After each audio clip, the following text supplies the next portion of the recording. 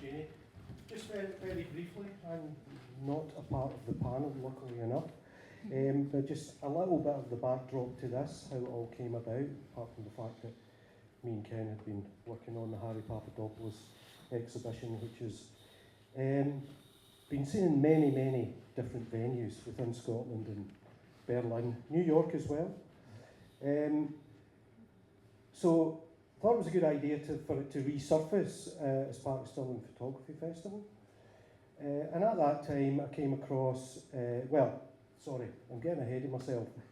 During that exhibition, we had a display of various zines and memorabilia contextualising the period, the post-punk period. One of the zines was The Last Bus that was lent by Ewen Duncan. I don't think Duke is here tonight. Yes. Oh yes, there he is. So just giving you an acknowledgement there, Duke. I still haven't found that copy yet, but we borrowed Stephen Hunter's. I'm sure I gave you it back. Anyway, that was my first. That was the first signal to me that there's Stirling had a scene. So apologies to everyone from Stirling here for being so ignorant of that fact. But little did I know how vibrant and multifarious the kind of post-punk scene is and was in Stirling. And many of those zines are in the exhibition downstairs. So I came across David Meldrum Lowe's book at the time when we were thinking about the contents of the exhibition, Keeping the Stories Alive. So we borrowed that title for that aspect of the exhibition down the stairs that conjoins with Harry Papadopoulos, which is kind of wider, the wider context of things. I'm presuming you've seen the exhibition already, so I don't need to tell you too much here about that. I just wanted to acknowledge how things kind of come together. Davey's been a great source of information, as has many other people. And the protagonists, most of them are on the panel here tonight, people who have lent and contributed contents for Keeping the Stories Alive exhibition. You will introduce everyone, Nicola will introduce everyone individually, so I'll just get out of the way. Now we've got David here doing some documentation tonight, so there might be a couple of crowd shots. If you don't want to be in that, raise your hand or let David know, that's cool, but please do that. So, delighted that Nicola has agreed to convene this second panel after glutton for punishment. and why not? It was like holding me back, she said. My very words. Right, yeah, so arts writer and broadcaster Nicola Meighan. Thank you.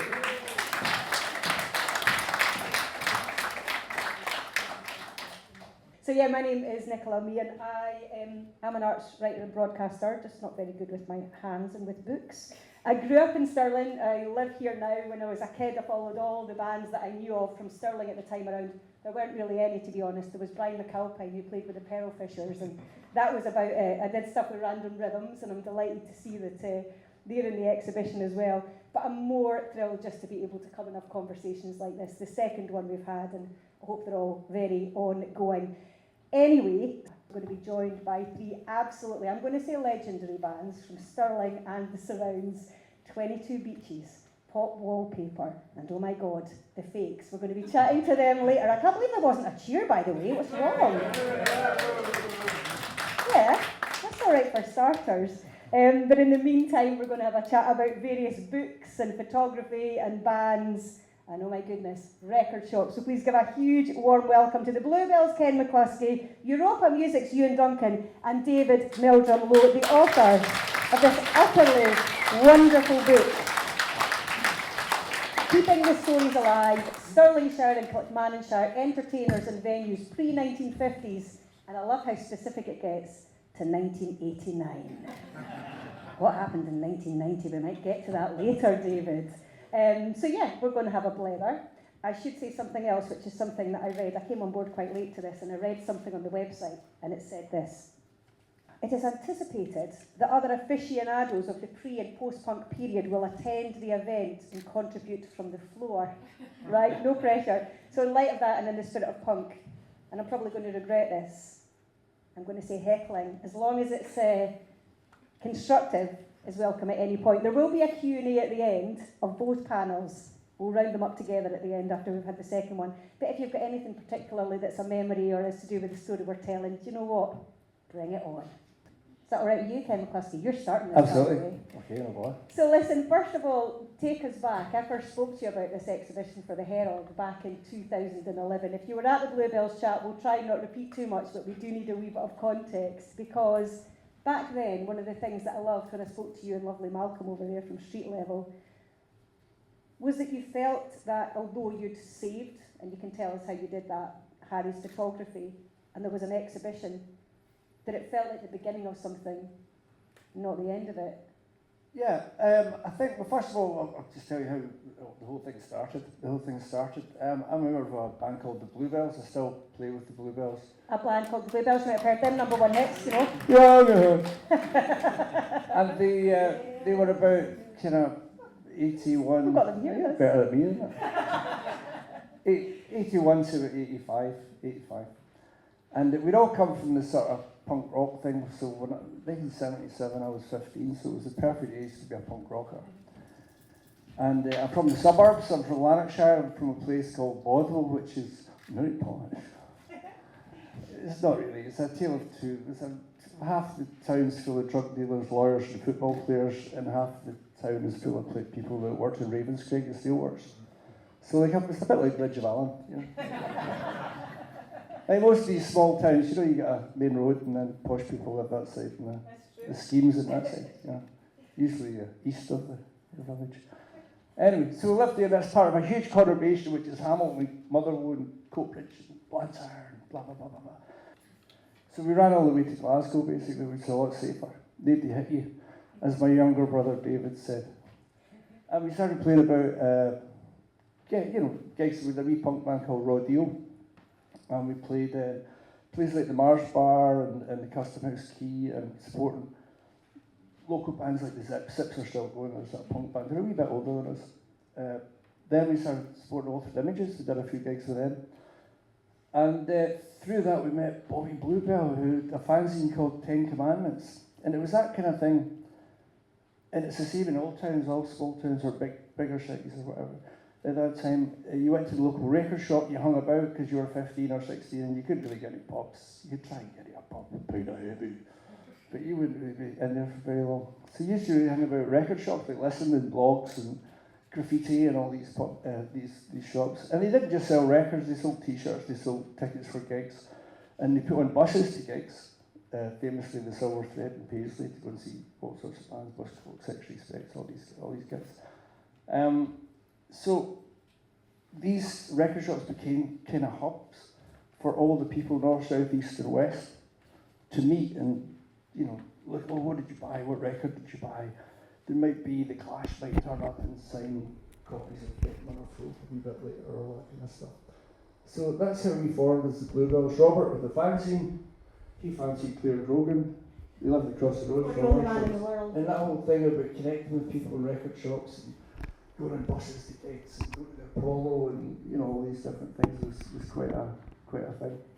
And you notice when you're from the suburbs, we're about 10 miles out, when the train went to Rutherglen, more people go on, and you looked like more people going to Cambuslang, and more people going out Brighton Cross, and more people going out Kyle Street. But then all of a sudden, buses, the trains full of punk rockers, yeah, we're all the same, revolution. So it was a great time to be a young creative person in a DIY place. You know, you could write your own songs. The blueprint had been made by fanzine like Sniff and Glue, start to get 3 chords and start a band. We knew 4. So we were post-punk. So it was just through communication, because we're all from completely different areas. Robert's from Govan, Russell, the guitar player, is from Johnston, which is near Paisley. Lawrence is from Stirling. Lawrence Donegan was a local boy. He was from Stirling. He was at university at the time. So we ended up meeting and forming the Bluebells. From that, we started meeting loads of different people. Again, it's that communication thing. People a wee bit older, like Robert. Well, seeing he's not here tonight. I can slag him, he's not here. No, but he's a great communicator. And he'd always make gigs on his own. You know, the guy with he'd always like, have a pen out and writing stuff and all that. I always found it quite interesting. And he was very interesting. And he interviewed my brother David, who was in Cornwall. And then we were in his fanzine, which is became a really good fanzine actually. It became kind of glossy. It became quite a, not full colour, but kind of half colour. It was red and black, which is quite revolutionary for the time. And then from that, we started meeting Robert's pals. It was Harry Papadopoulos, who's the important man, as well as David here and the other contributors for this exhibition. Harry lived across the road from him. He was a hippie. And then we started realising, hey, these hippies are good. What's all this nonsense about Sex Pistols going, kill all hippies? We hated that shit. We loved hippies. Hippies were great. They got you into gigs. They could get you tickets for gigs. They could buy you a carry out at the local shop. They could do all sorts of different things. Amazing, magical things. So Harry was a photographer, a guerrilla photographer. Never taught as a photographer, never studied it. He was a maths teacher, and he got the sack for, he never got the sack, he got kind of told not to come back, sort of thing. He's a maths and physics teacher, but he was really bored teaching maths and physics. He's only like 22 or something. So he was doing the charts, like the NME charts, and saying like, okay, so they've been down 3 points, 3 places this week, so what percentage of that is the chart? You know, that kind of thing, and try to make it quite interesting for kids because it's quite boring. For me it was, for some people it's not, it must be really exciting, maths and physics. But, so he didn't really have that skill, maybe as for teaching, but I'm sure he'd be quite a good teacher. But he always wanted to be a photographer, so at that time, all the music magazines were, and newspapers were black and white. Sounds, NME, Melody Maker, Record Mirror. So this would be like 79, 80, and 81. Then when 81 came in, you got MTV, everything became colour. Smash hits, top of the Pops magazine, #1 magazine. So Sounds, for example, became Kerrang in 1984, 1985. So all that black and white photography, it's kind of over. It's kind of it's cool now. It's really cool now, and it was very cool at the time. But all of a sudden, Echo and the Bunnymen are going from sort of smoke and all that, and Ian McCall's big fringe coming out of it, to like smash hits, makeup, looks like Boy George. That happens to everybody, because all record companies were like, you've got to go on the front page of smash hits. You know? So people like Harry were kind of like, sort of pushed out of the way. Harry went on to be the editor of the Care Bears magazine. It was the same publication as Sounds owned it, or the people who owned the Sounds owned it. IPC magazine, I think it was. And then the Care Bears, and he used to write the stories because he liked to be, wee buck. And so you'd be like, the Care Bears basically, for those who don't know, it's a fucking, they live in the clouds, right? There's these bears, they live in the clouds, and see poor people going, oh, mummy, I've lost my school bag.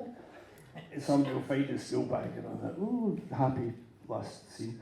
He also edited Scooby-Doo magazine, which he absolutely loved. He liked that for a while. Anyway, after that, around about 84, 85, we weren't in a band anymore. We moved back to Glasgow, and we never really lived in London. We stayed in Harry's flat up until we got a record deal, so 81, 82, 83, no, 81, 82, we stayed in Harry's flat, which is just a big empty space. There was a beanbag, there was a couch over there. You could see the couch.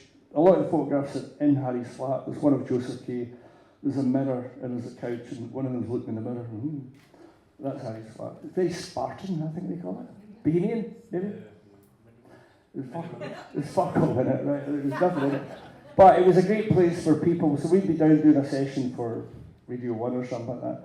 And, you got 50 quid each or something like that. There wasn't enough money for petrol and accommodation and food and blah, blah.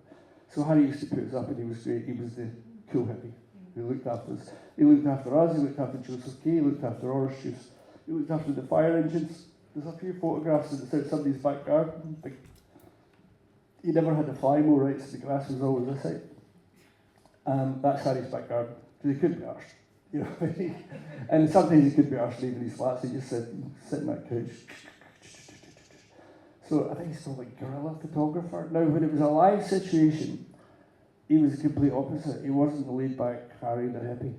He was right up on stage, man. He'd be, so just say, imagine this is the stage, and that's the height of the stage. So a lot of the stages would only be the Mars bar and the Uni stuff, they're only like 2 foot or something. He'd be right on the stage, like. Now, you can't do that now because you need access to O'Leary's photography pass. But at the time you could, because there was no security or something, whatever. So he became alive in a live situation. So I remember he was on stage and all that, he was like, taking photographs up your nose and all that. So a lot of them were really, really close.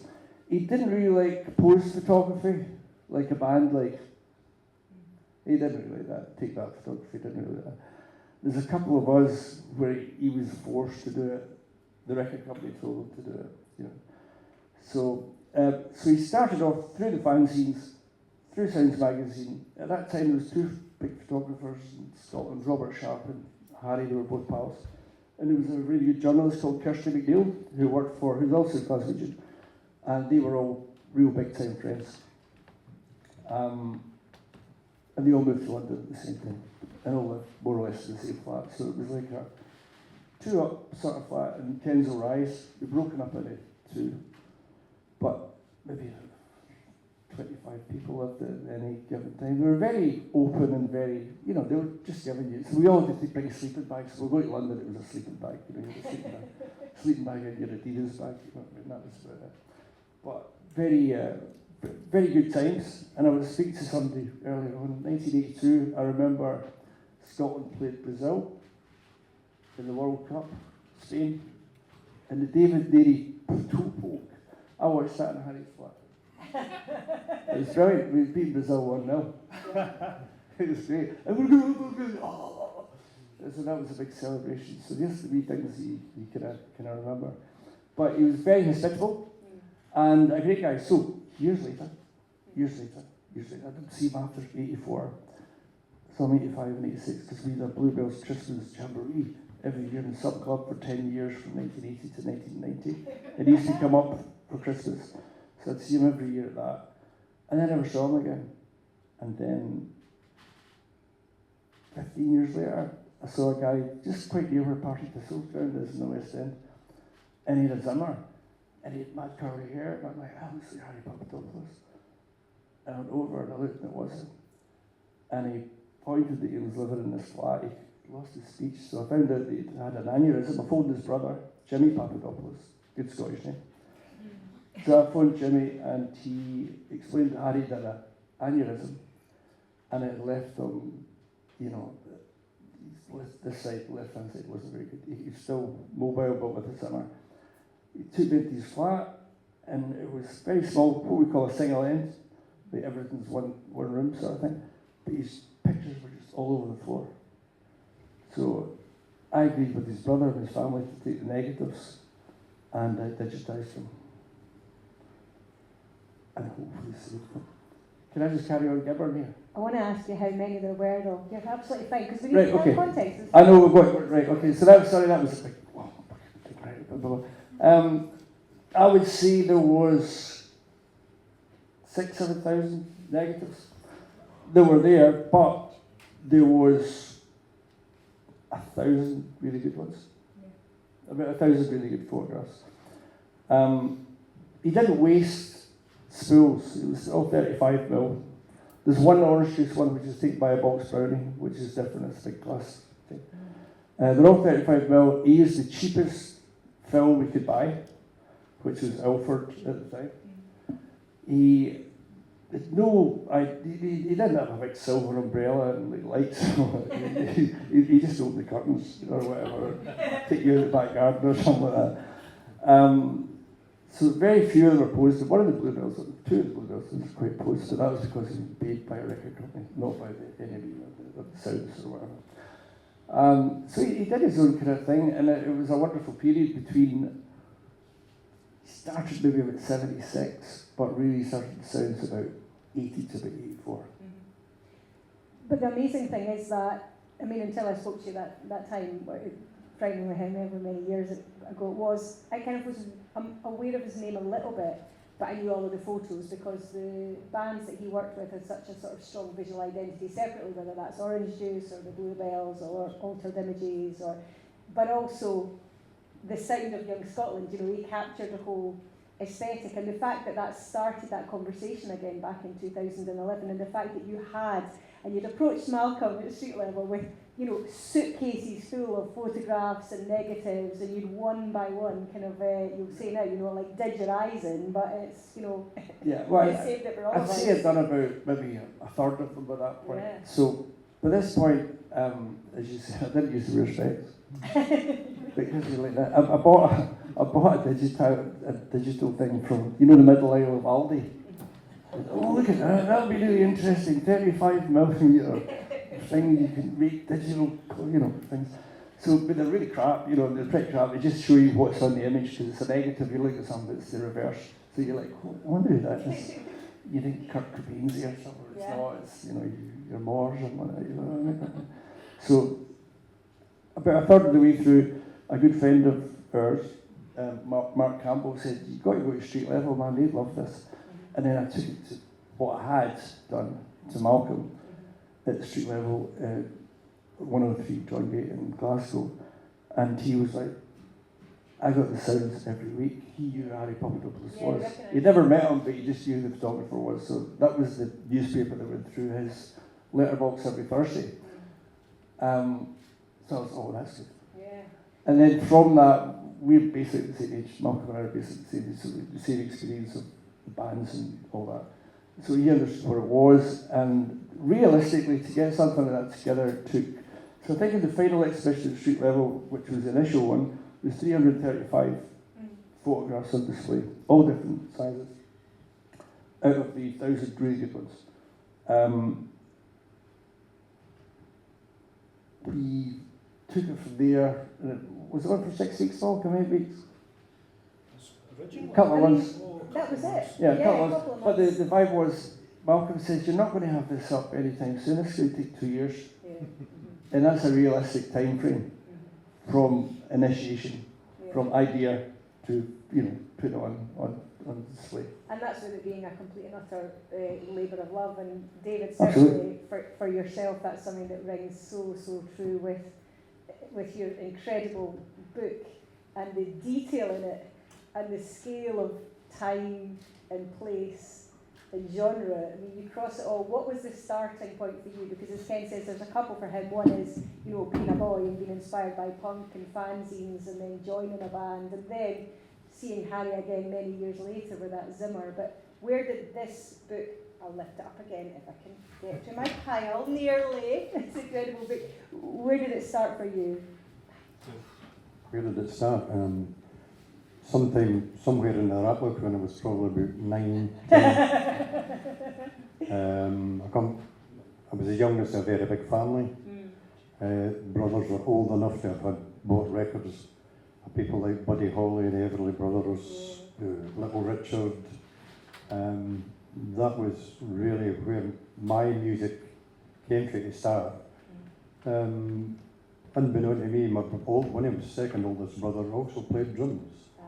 And in fact, before he played drums, he played the washboard. I'm sure some people remember what a washboard was. Bit of skiffle. Yeah, He played in Stirling's first skiffle group called the Scorpions. Yes. Along with a hero of mine, for the rapper who played bass, Hector McLean became a kind of mentor to me.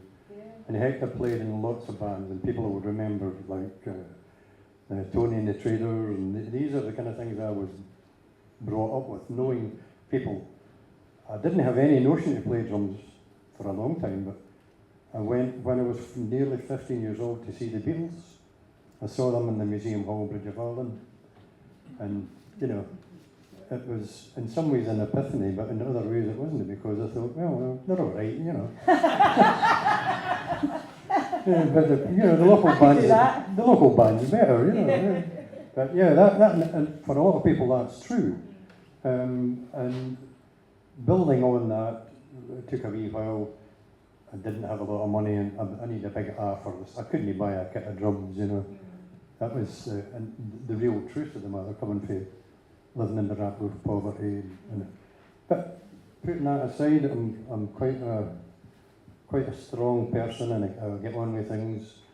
And so eventually I managed, I was working in the construction with Ogilvy in the canvas, building the whisky bonds, and I met a guy from the Europa called Jimmy Mealy, who had an old kit he was wanting ready.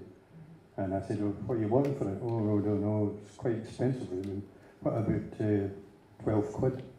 I went, oh no, that's far too dear. So I actually gave him a tenner for it, and that was my start. I had to learn how to work with pigskin, which you just can't go to a shop. You can go to a shop now and just buy a skin and put it on the drum. Anybody can do it. In those days, you had to learn to soak the skin, stretch it, put it on. So even as a young boy, I was learning things that I'd never known anything about. So I'll try and speed it up a wee bit. So basically, I ended up sitting in with a few bands when I was 16, 17 in the community centres in the Ratlock, in St Margaret's Church Hall in the Ratlock. I played in the Douglas Hotel. I worked in the Station Hotel, and I played later in the 70s in bands in the Station Hotel as well. So really that was my kind of direction into it. And out of the blue I got offered the job as a resident drummer in the large Cowie Miners' Welfare, which unfortunately is now fallen into total disrepair and is going to be demolished. The history in that place is incredible. So I became the resident drummer in the Cabaret Lounge, played there for a couple of years.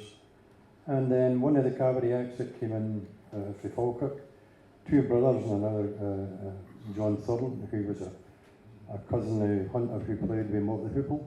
Oh, yeah. So he was on bass, so there was a bass player, a guitar player, a 12-string guitar player, and a fantastic, incredible singer.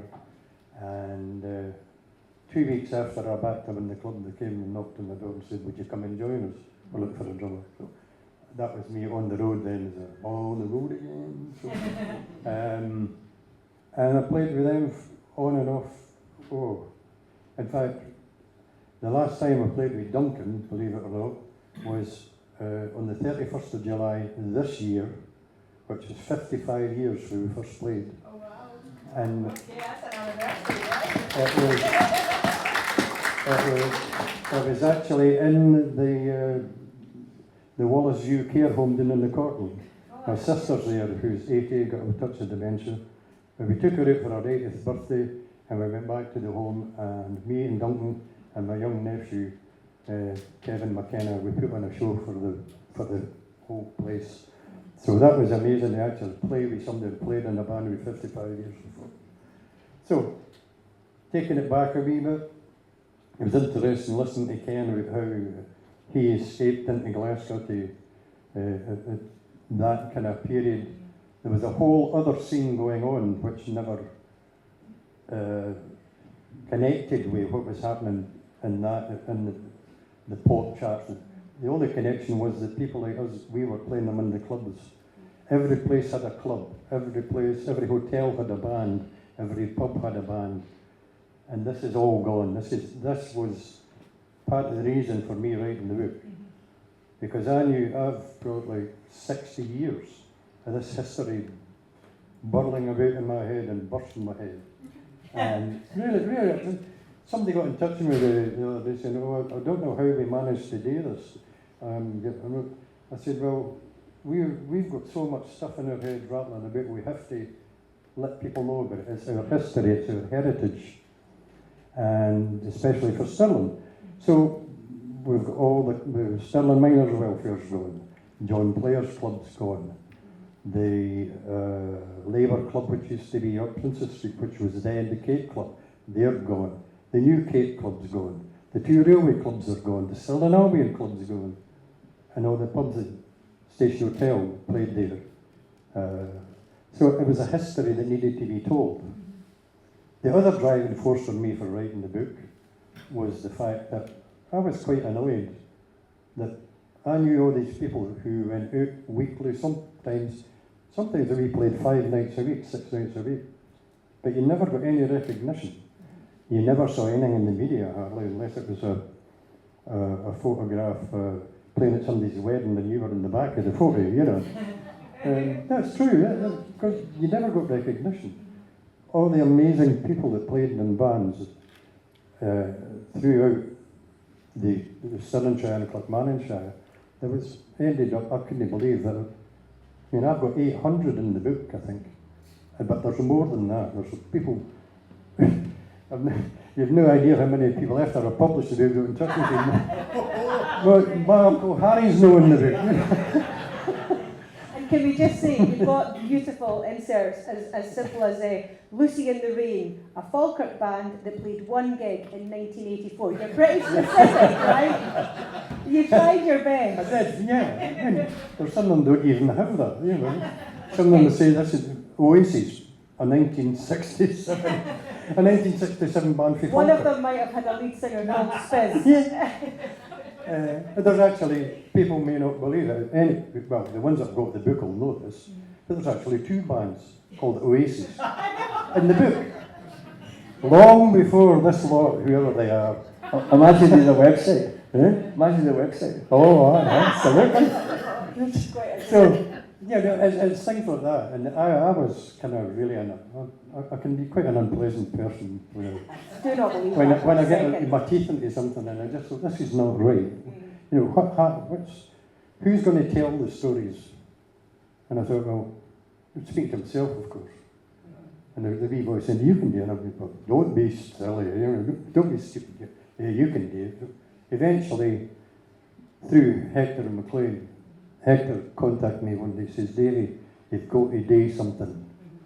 And the first thing I did was I started a Facebook group, Stirlingshire bands and venues. And from that, the response was absolutely incredible. And I just put out a feeler saying, you know, rake up your attics, get into your mother's drawers. No, metaphorically speaking. But, and really, and find the stuff, because there must be absolute thousands upon thousands of things there that I haven't even touched on. And it was funny, I don't mind if you mind saying, Mairi, but even Mairi the night, sitting, Jew came over and handed her an envelope and said, there's some photos you might not have seen. See the connections? It's just there. People must have this stuff. There's no way I'm doing a volume 2, but at least I can put it on the website. Yes, not yet. There's a really lovely resonance with something. Oh God, here I go trying to show you 2 things at once again. What am I going to throw away this time? This is a lovely little brochure which you can such a professional, guys, right? Which you can hopefully still pick up. And there's a lovely bit at the start where Malcolm has written, and I think that's from the original exhibition. So you couldn't have known the presence of what you'd been saying, but you're right in it. History is a process of selection, of inclusion and exclusion. And the thing that really strikes me about your book, David, is you have aimed, I mean, you can't win, there's always going to be somebody, you know, who you haven't covered. You have actively aimed to be as inclusive as possible, like that's been your approach, and there's something which is wonderful about that. There's also, you know what, bugger it, I'm just going to drop stuff, it's fine. There's a lovely thing in the foreword, thank you, Ken, that Derek Simpson's written. And it checks with something in David Keenan's This Is Memorial Device, so it comes from a kind of punk thing, but also it's about every band and every musician that ever existed, and probably every music fan. It says, I'm sure that every decent-sized town across the United Kingdom had, or has, a comparable music scene, one where thousands of people have indulged their passion for playing music, even if it was only for one night at the local youth club or church hall. We all dreamed of stardom, and a couple of people even managed to achieve it. However, the vast majority of us were left with nothing but a guitar case full of happy memories. These people, this is the key bit, the civilians of the local music scene deserve recognition and their place in history simply because they contributed something special, something positive, something enjoyable, something entertaining to the world. Now, in this book, they receive their long overdue appreciation. That's just wonderful, you know? We wouldn't have this otherwise. And it must have been a bloody nightmare. Oh my God. And you had to asterisk a couple of bands. One of them was up there earlier. Yeah. There's Not saying anybody that's too ladylike. Anybody that's looked at the book, I've said anybody who's got the book to see how many bands I played in. because I played in quite a few, especially locally. But no, where my passion comes from, and I don't, this is not a sympathy thing at all. When I was 7 years old at St Mary's School in the Rattler, I was actually taken from the school and put on a bus and sent to a special school in Falkirk because I had bad eyesight. No other reason. And it's funny, I've made a connection with a guy who, for the Rattler, called Michael Kelly, and I actually bought a kit of drums from Michael Kelly way back in 1969. And my passion comes from the fact that I suffered a lot of trauma and a lot of abuse and a lot of bullying as a young guy. And I'm actually, and this is the marketing coming in now, I've already started writing the second book, which is called A Trip on the Looney Bus, from dunce to honours degree in 42 years. So that's going to be every bit as good as that one, but it's more a personal story. You only have as many people saying, wait a minute, you didn't mention me. Yeah, Maybe that'll happen. What's absolutely lovely is that everything is connected, like we were saying. So I think one of the first times I heard about your book, David, was when I was in, as I often am, at Europa with Ewen. And I got thinking back, because it was like, when did Ewen first come to Stirling? It was like Christmas. I knew of Europa in Alloa. Was it 92 you first landed here in the Stirling Arcade? And may I just say, front page news today, lovely feature in the Courier if you haven't read it and seen the pictures already with Ewen. Well, yeah, I got a phone call a few weeks ago and said, do you want to be in the paper? And I went, aye, why not? What's it about? And yeah, I didn't expect the article It's really, really lovely. to be, you know, Yeah. yeah, 1st of September 1992, Europa landed in Stirling, 10 years after it's taken it over in Alloa. Yeah. What was it like coming to Stirling? Because obviously in that era, I mean, I was at school at the time, I was at Walls High. I thought that nothing interesting whatsoever had ever happened in Stirling since the history of time. I did know about Ed Van Yassi. I don't know if perhaps there was a protagonist of Ed Van Yassi here tonight, but I knew about this acid techno legend, right?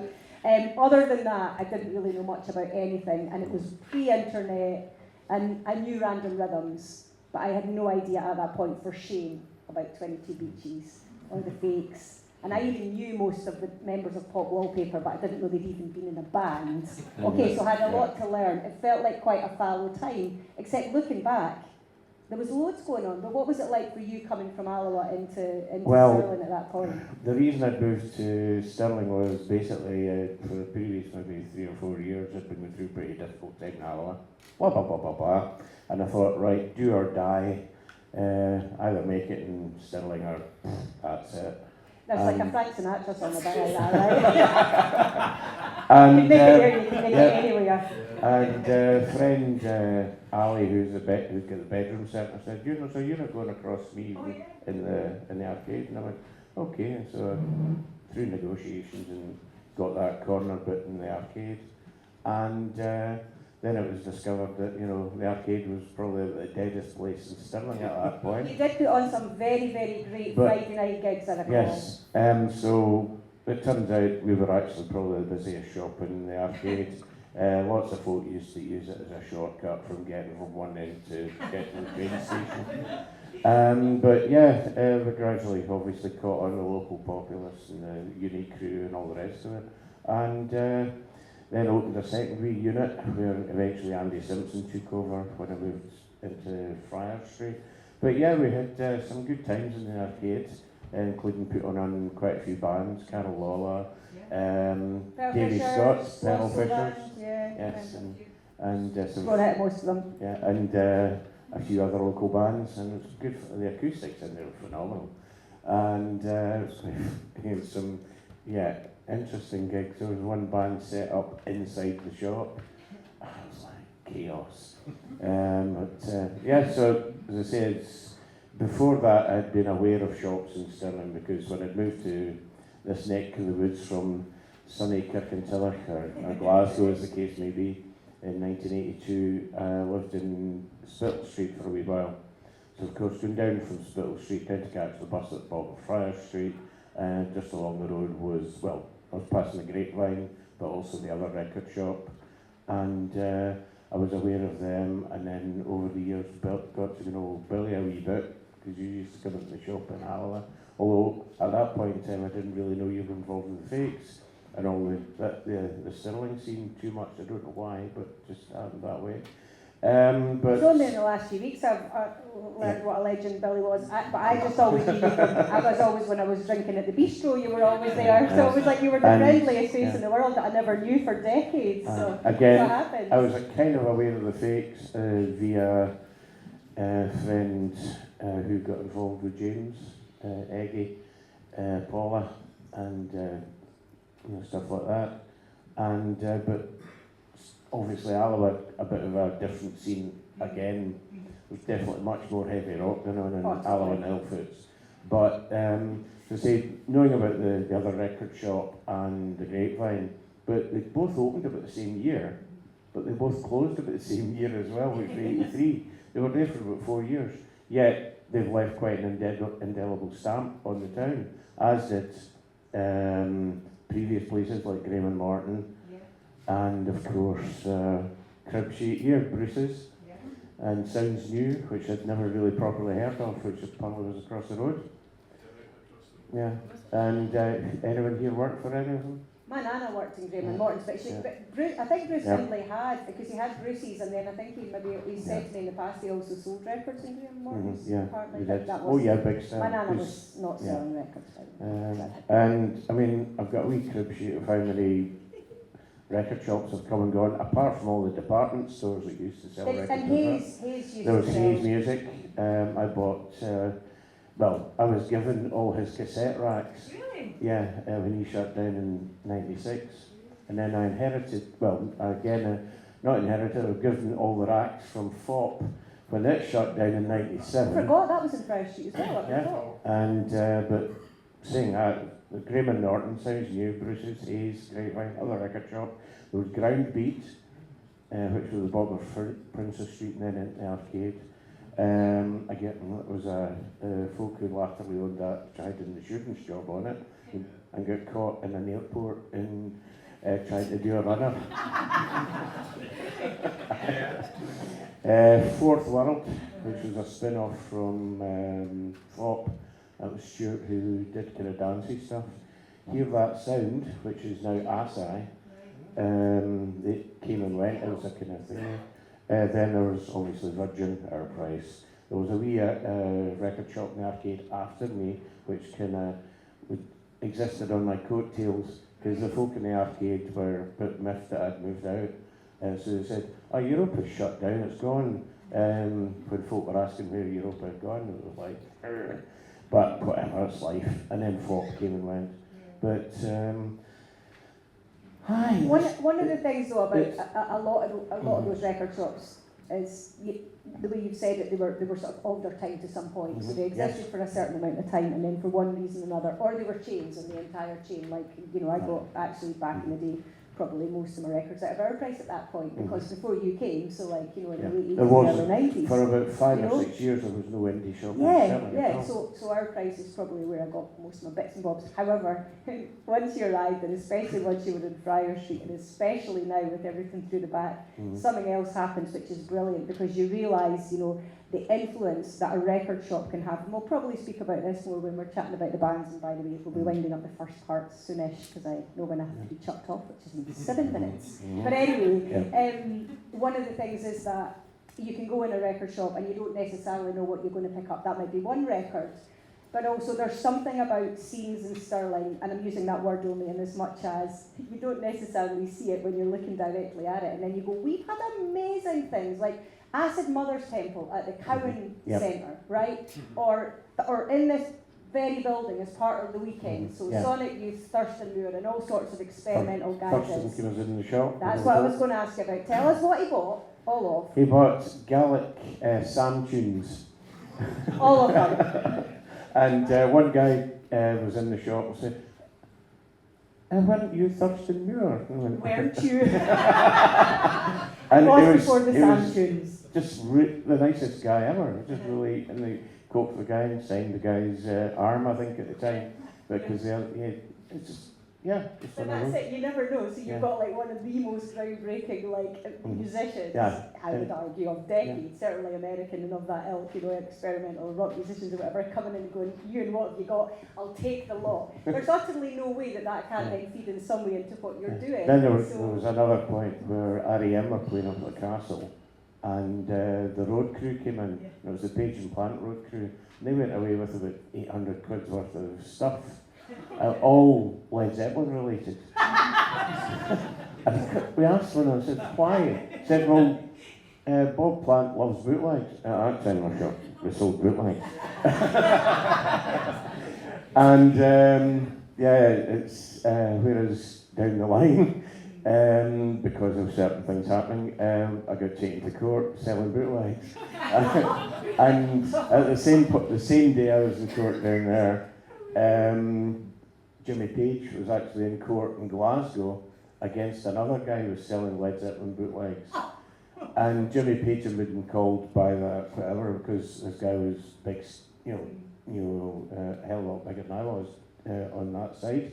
And I got a big fine, whereas the other guy got 2 years in jail. What?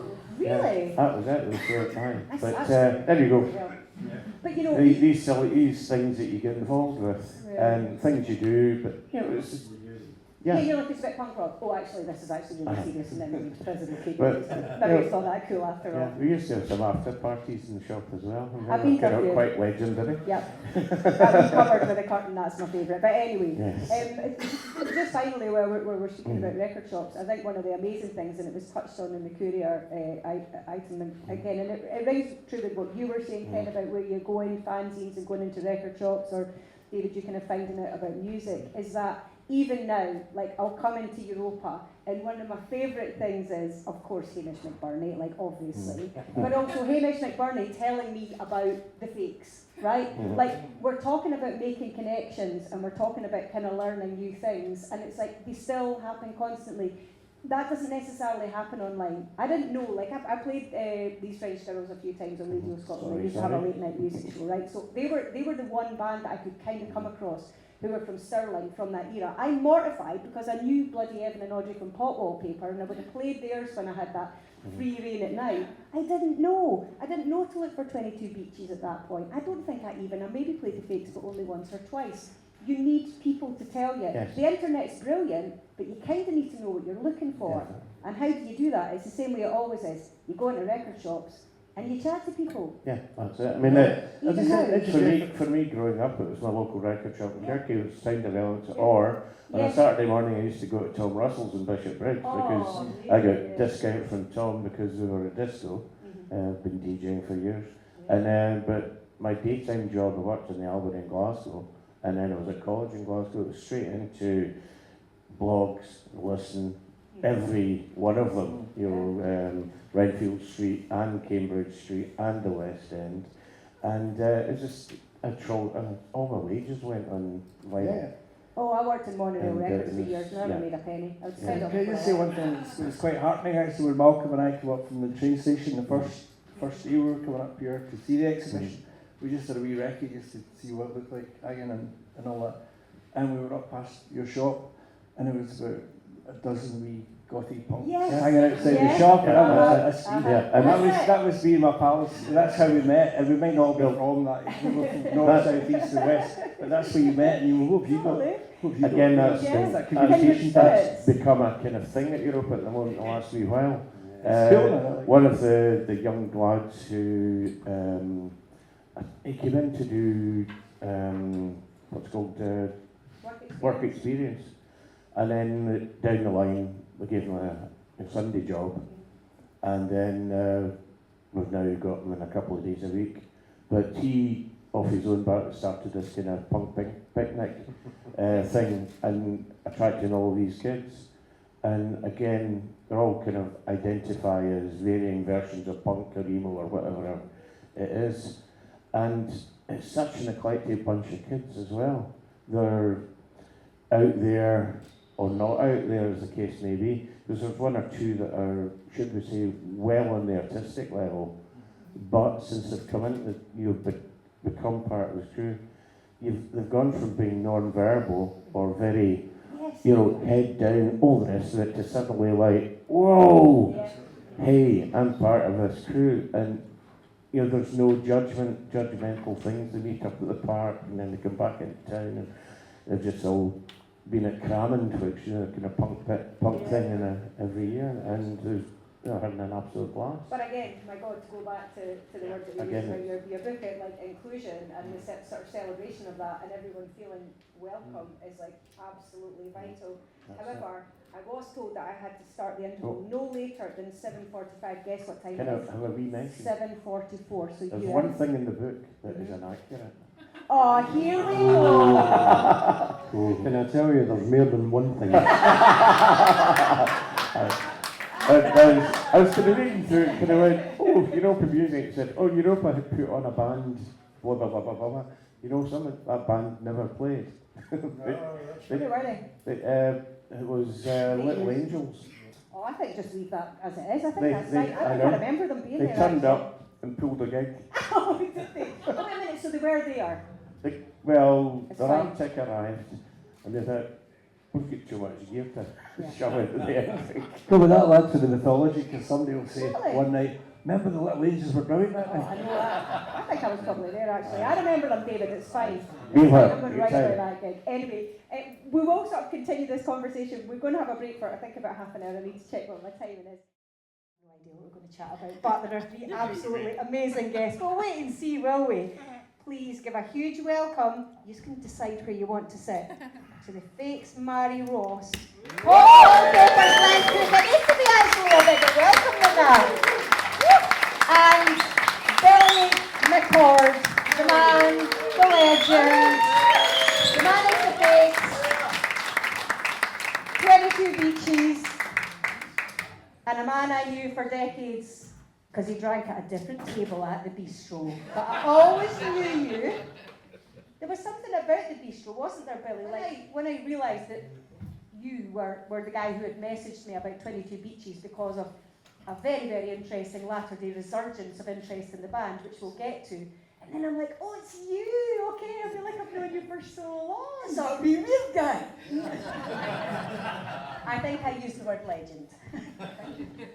But that's what's so important about being in a place like this, isn't it? The strange thing is you kind of find the bit outside the record shop, you hang about outside Europa, or you hang about outside Our Price, or you see them in CJ's, I miss CJ's, or you go to the bistro. You just kind of find your bit where you feel welcome, and we've been talking about inclusivity a lot, and I think it's really important to state that that was one of those places. Absolutely. It played a big part, I think, in bringing people together, you know, and it was a very inclusive, as we were saying earlier. I don't think the intention of the bistro being established was to attract the likes of me, I've got to say. I think the great plans for a very kind of upmarket wine bar in Stirling, and they were nice people, don't get me wrong, but then the people they attracted, you know, it was so diverse. Yeah. You know, like we had table 1, which was a gay table, and it was kind of trans inclusive, as you're saying there. It was single women could come in and feel that, you know, they could sit in there and no hassle, you could read a paper. There was people coming, because I worked in adult education, and there was people with mental health groups that could come in there and feel really, you know, it was a pub you could go in and feel safe. Yeah. And it played a big part in the scene. Totally true. Like my mum was like a single mother, and she would take me and my wee brother because you could take kids down the stairs and you could still have a drink. So it was kind of there for everybody, but also there were all those, everybody had their separate tables, but the other thing was Ewen, obviously, who sat here earlier in the later period, he was a brilliant, he would take over the kitchen, especially at Hogmanay and stuff like that, and we'd have our kind of parties and he would DJ in it. You need those spaces, and the internet's amazing in one way, but it's just not the same. And the other strange thing about people crossing paths is that Mairi, like you and I have known each other online for quite a few years now through things like loving the kind of same type of music, and then Mairi and I found out that weirdly, I worked at Mute Records in London for years, and just before I kind of started, you'd been there working for Rhythm King, which was this mad offshoot which had like Betty Boo and all these amazing kind of hit makers. Our paths could have crossed at any point, but we didn't actually meet until the Bluebells gig and part of this celebration of photography a week and a half ago in Stirling. You have to come back. Well, I think I've probably met you in my dreams, Nicola. That feeling is very mutual. But the lovely thing is, or like, you know, obviously the amazing Les here from Pop Wallpaper, who I know Evan and Audrey well, but not your good self. But I just didn't know of any, for shame, of your bands existing. You know, so I'm a kid like in the early 90s going like, oh, there's nothing ever happened in Stirling. I didn't even know Lawrence Donegan was from bloody Bridge of Allen. Like, I had no idea. Sorry, Blue Bells. Oh, he says he's from Bridge of Allen now. Because he's a golf journalist. Better for his brand. Isn't that interesting? So where's the other side of the railroad? But it kind of takes having conversations to actually bring these things together. So, like, what got you into Pop Wallpaper, Les? Let's just get into this. Like, at what point did you feel like there was a scene? How did you get involved with the band? Pop Wallpaper was actually my fourth band. Oh. Are they all mentioned in David's book? I'm not going to ask again. That's the end of that. Yes, I think. Yes! And his father's as well. And your dad's band? And Pop Wallpaper had the smallest mention actually, David, so maybe gloss over that one. But no, it was really when punk came along and we talked about inclusivity and it basically allowed people to pick up a guitar, learn 3 or 4 chords. If you're post-punk. Yeah. And start a band. And the first band was basically 3 guys I was at school with, and we didn't have a bass player. I was in John Menzies one day picking up NME or zines, and the guy next to me had a Buzzcocks t-shirt on and said, I was at the Buzzcocks last night. Oh yeah, so was I, and I was at Big Glasgow the night before. Turned out he played bass, so he joined the band. Amazing. And we played one gig, which was a battle of the bands at the Boys Club across the road here. Oh yeah, it's still in Boys Club. Yeah. I think. And the headline that night was the Fakes. So this is at the same gig. Can't remember. This is brilliant. The Boys Club. Yeah. And there was I think 5 or 6 bands playing at it, with the Fakes playing a full set. And there was only one drum kit, and Ryan didn't want anyone playing his kit, which I kind of get. So our drummer took the half and stood at the sides. We played the first song, which is an original song, and then we played the Buzzcocks song, and Ryan jumped on and played the drums. So we were the only band apart from the Fakes that had a drummer for the gig. So that band fell apart pretty soon after that, I think. And then, still with the bass player in a band called Rhythm Method with Fred up there on drums, who then went on to be drummer in 22 Beaches. Yes, everything's connected, see? Everything is connected. We need a kind of Stirling's Family tree thing. rock family tree, because it's all connected. Yeah. Lindsay Hutton, the great Falkirk man and fanzine guy, has done an amazing imaginary one. I mentioned this is Memorial Device, but just because it kind of encapsulates something of the spirit of like putting out one gig or one record or one fanzine. So Lindsay Hutton has done this whole kind of like an airdrie, imaginary. This is Memorial Device family tree. So I'm thinking actually he might be the man, and he's Falkirk. We're allowing that, right? It's close enough. Yes. Right. Yeah. Grangemouth. Grangemouth is absolutely you're right. Yeah. Still Yeah. Stirling, Totally. It's a very very So yeah, distinction. Rhythm Method never played any gigs, but we did appear on Billy's ankle file tape. No, just fine. It was Stephen Coyne and Tam Kilhooly as well. There you go. So yeah, we had. Great track as well. It's not a bad wee pop Everyone's a song. critic. You're fine.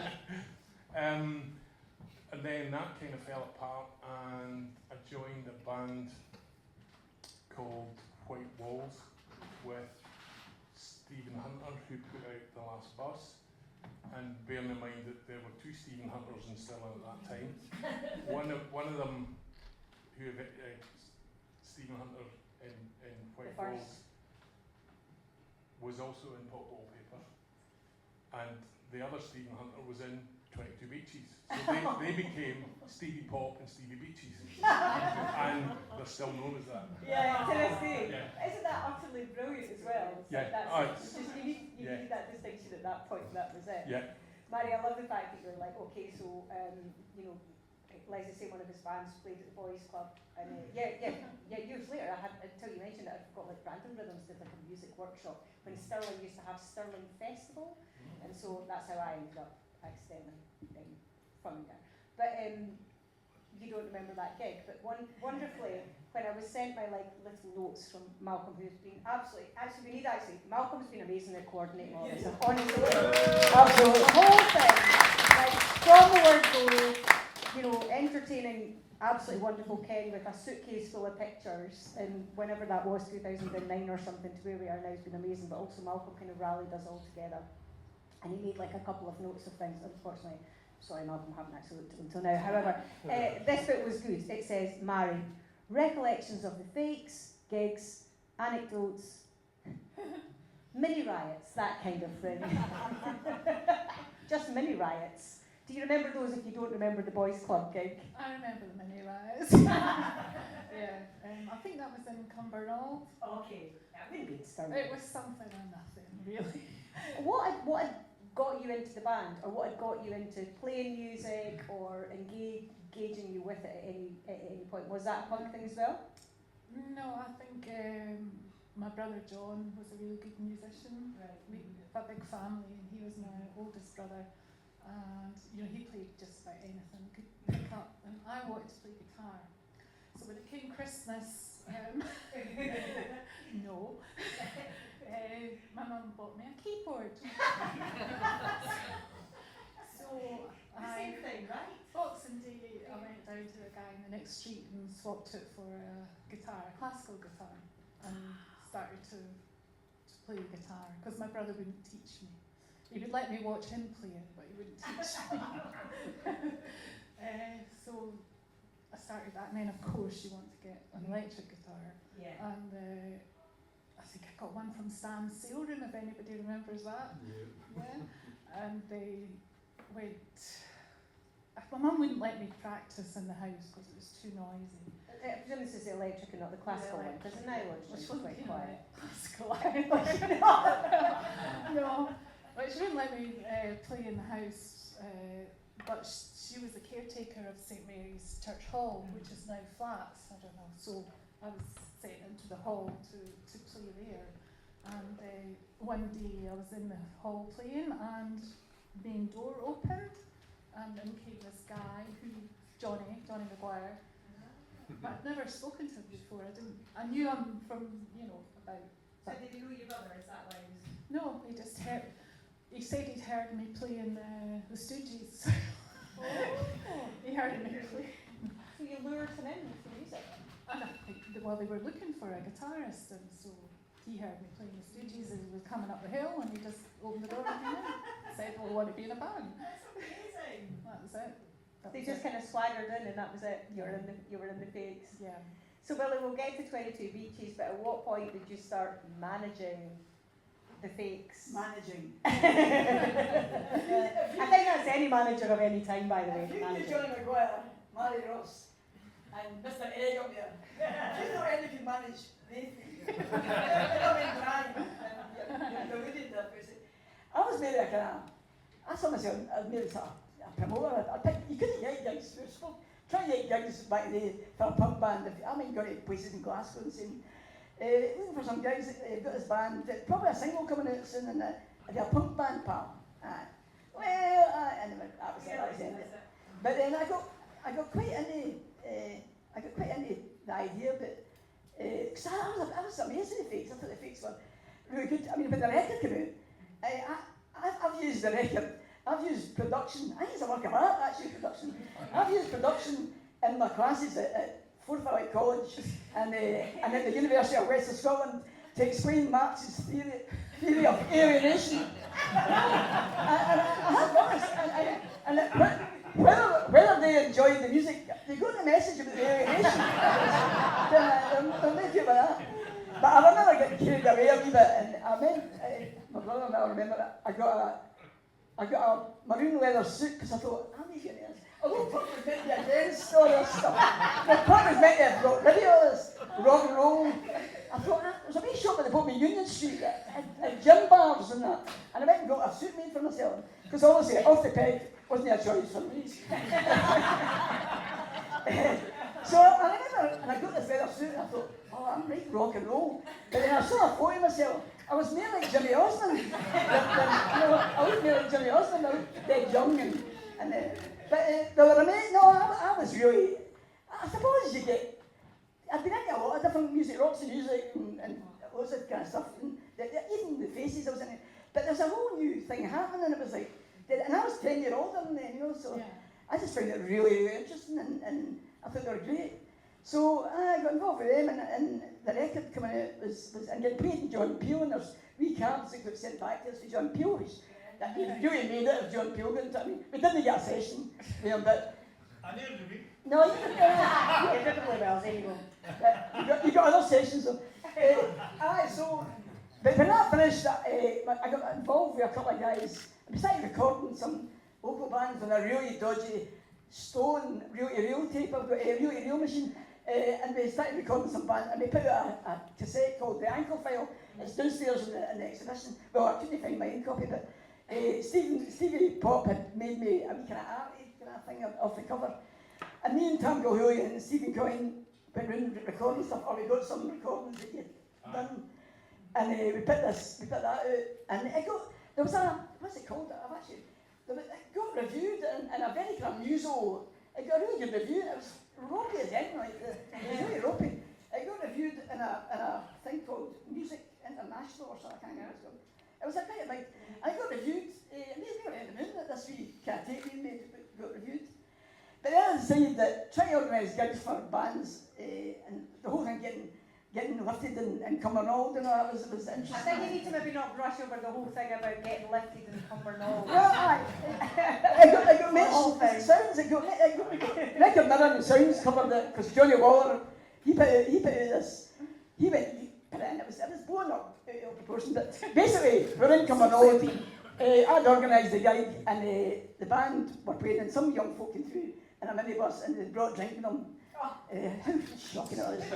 And so the guy went, that's it, gig's over, and I went, that'll be right, we've came out of the way, it's not happening. So the support band, so we took the support band off, and the fakes went on, but then the poles came up and were done. The poles arrived, and so they were going to lift me. The thing in the music press wasn't quite accurate, the music, because we get mentioned in the music press all the time. The wee article in the music press said that I got lifted and Johnny got lifted. To be fair, I got lifted, Johnny got done for trying to stop me from getting lifted.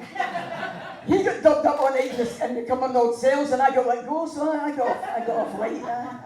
But it was interesting. I decided I'd enough of that, and I knew these guys like 20 Beaches, and we've got Sean McGregor and we've got Fred Parsons here tonight. I knew them because I'd been involved with them for a while. And I went and bought myself a pair of congas. For a shop, I was telling Malcolm, and the shop wasn't far away from street level gallery as a shop selling music instruments. So I thought, how do I get, I'm the least musical person you've ever met. I mean, I appreciate music, but I couldn't play it, so how do I get in? I went, I could rattle some congas on top of somebody's drums and that. And Malcolm's got me doing is being a musician. I found that, I mean, I probably led him to believe that. But, so basically I was rattling congas at the top of something. But it was great, and the music was quite funky, and I loved it. So we played some really good gigs. We played with some interesting folk as well. We played with the Thompson Twins, but there was other interesting folk that we played with Department S, the Hicksons gig. You must have played with Friends Again at some point. We played with Friends Again, aye. And we beat them at Hang the Man a couple of times in the rest. Because at the Bluebells night, the week and a half, was that just like, not Saturday there, but the Saturday before, or whenever it was, a couple of weeks ago, when the Bluebells were playing live. But Ken, you mentioned David a couple of times, but David wasn't there because he was on Arran, which is obviously very difficult to come back from, to come and play a gig. So James Grant from Love and Money and Friends Again was like the third Bluebell that night with you and Bobby. And when we were chatting beforehand, James Grant was like, "Oh my God, like Billy McChord." James, what a legend! Like I remember 22 Beaches played with us, and he had like, this is true, right? It's like in the, he was like, I just totally remember that guy. He was like so lovely, he was so enthusiastic, but I'm pretty sure he was also like, what a musician.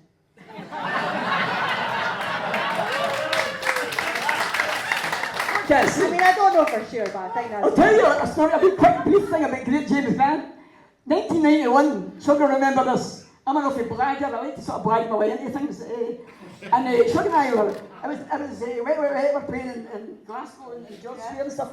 So I'd been staying in the Partick at the time, I was a student, a very mature student. We went down and we heard that we were up to the Cockthorn and we tried to get to Cockthorn. We thought, we'll go here and sit and they went, sorry, it's a media, it's just the media, it's the press bar. Went, obviously. So I said we were for Glasgow University magazine, Shug, you know? Shug was probably cringing at the time. I read the names upside down for the and we got up anyway, in the end we got bundled out, I'm going to say, because they found out that we weren't for the press. And we were getting bundled down the stairs, this is 1991, and James Grant was walking up the stairs, I'm going, how's it going, James? And James was going, He's remembered just since. Listen, you mentioned Wet, Wet, Wet. Les, is there not a story about you recording at Wolf's Planet in Edinburgh where Wet, Wet, Wet famously recorded the demo of Wishing I Was Lucky? Were you even there at the same kind of time as we Wolf's were in Marty's Wolf's and Planet Marty at the same and that? time. Wolf's Planet recording studio in Edinburgh, in Rotten Street, I think. And they had, he had 2 studios. So we were in doing a demo of something, I can't remember what. But in the next studio was Wet, Wet, Wet doing Wishing I Was Lucky. Which eventually went on it was their like first album. 60 quid and it was that version that And ended it up was getting that used. version, because every other version they recorded after that didn't come close to the one that Wolf produced. So yeah, we were in the studio at the same time as Wet, Wet, Wet. But you didn't really like that track. There's like a lovely thing, and it might be in this, by the way, because in this amazing, this is the start of the sort of like resurgence of the various bands, which is amazing that all 3 of the bands we're talking about here, 22 Beaches, The Fakes, and Pop Wallpaper, there's been these lovely things happening because conversations start and people start raking for more music. So this, which is just a joy. You're going to love this, David, by the way. It starts later. Big Old Dreams, a story of Scottish independent music, 1977 to, what's everybody got? What's the problem in 1990s? A Glasgow City of Culture thing. Finishes in 1989. But Pop Wallpaper are in it. Yes. And so it might be in this or elsewhere that it's kind of like Pop Wallpaper did record at the same time as Wishing I Was Lucky. Yeah. No members of Pop Wallpaper thought that was going to be a hit. No. But how wrong were we? All right, But, you could see. The single that's on that CD. Over your we- shoulder. Yeah, Over Your Shoulder, yes. We recorded that in Palladium Studios in Edinburgh, which was, and one of the pictures that came up earlier on was Anika, Mary Sandeman. First single I ever bought. That was recorded in the same studio, but I have to say it was also where Prefab Sprout recorded their first album. Yeah, the Breeders recorded Pod there, There you go. along with most of the Cocktail Twins stuff. Yeah. Were you ever there, Mairi? Because that was like a place of legend. We touched on Grangemouth via Lindsay Hutton. Being corrected, but not Big Pocket. No, we used to play at the international With level. Brian Guthrie. Picked it in. Brian Guthrie. What a place though, right? Let's just move slightly. Let's just move to Grangemouth briefly because the stories there of the bands that would come and play are incredible. I know, I mean, he did take a lot of stick, Brian, but, you know, he was great for the area. Yeah. Yeah, totally. Like he brought up Echo and the Bunnymen, did he not? I think he got them chased out of Grangemouth, but it's no bad thing. I love Grangemouth. But you know, to have places like that, or to have somewhere like Lickley and Stirling, or to have like, where were the venues? Was there anywhere, Mary, in Stirling or hereabouts that you particularly remember playing live? Probably university, and one time on the roof of Pathfoot Build. Yeah, on CC2. Yeah, that was quite funny. Oh, that made the papers as well. What was it? Punks and drunks and and capers or something. Punks and drugs and capers. Can't remember, but yeah, we weren't very pleased. There's a few photos of that going around. Yeah, there are. Yeah. Mark Egan's got some. Yes, yeah. Mark's got some. Yeah. So You felt like you had venues close by. You didn't. Did you want to go to Glasgow? Did you want to go to Edinburgh? Or Well, we did. I mean, we did go. We used to play at the Mars Bar Yeah. and what's that other one? Dublin Castle or something. It was called Doon Castle. And we used to play in Edinburgh at the Aquarius, as it was then. That's when Alone at Last, Fred's band, at first they supported the Fakes at the Aquarius. There was very few the university was great, I've got to say. Yeah, Mark Hagan and a few other folk. Was Yeah. Joe Black involved? yeah, Mark Egan, Joe Black. Michael Raymond, Yeah. Joe. Mark Meighan, who's now like the producer of Later with Jules Holland and like Yeah. Bob Harris and Regan. Bob Harris, Yes, I Tom must have Bob got Hobbs too. Yeah, He did. yeah. He was producer of that. Stuart Hepburn Yeah. as well, who's Yeah, really? famous, Yeah. Okay. famous writer, Mhm. tagger and So whatever. they brought lots and lots of huge bands to Stirling University. But were they like students at the time, so they kind of did it? Ah, Yeah. they were Yeah. on the entertainments Yeah. committee. I mean, how Mark, amazing is that? Mark was in he had a band as well called Vertical Smiles. Yeah. I actually played with him once in Dunblane and it lost. Dublin. Lost a guitarist. I don't know why. But a lot of the bands back then, we used to rehearse in Ayrshire Castle. Yeah. There was 2 or 3 rooms there that were getting used for nothing, so we were renting it out. So there were options, right? You didn't necessarily have to have money or access to, rehearsal studios that might cost a lot of No. cash. You could kind of, if you wanted to do it, you could find a space and actually make it Well, work. we used Right. to rehearse in Blair Street, the famous Blair Street rehearsal rooms. Yes, In all we did Edinburgh. as well. But Horrendous. Billy and I used to hitchhike. I said no money. We used to hitchhike there and back, but tell them what happened. No, you tell me. Oh dear, we got picked up once by this lorry driver. Sleazy lorry driver. And Billy always said to me, look, if they ask questions, just say I'm your wee brother. I was 10 years older. He was at school with my big brother, actually. And so Billy, I was sitting in the middle and Billy was sitting at the door and the lorry driver started off fine, didn't he? But then he got a bit strange and he said to me, why don't, well, I can't remember how he led up to it, but he says, see your wee brother there, he says, why don't you just give him a shove because that door doesn't lock properly.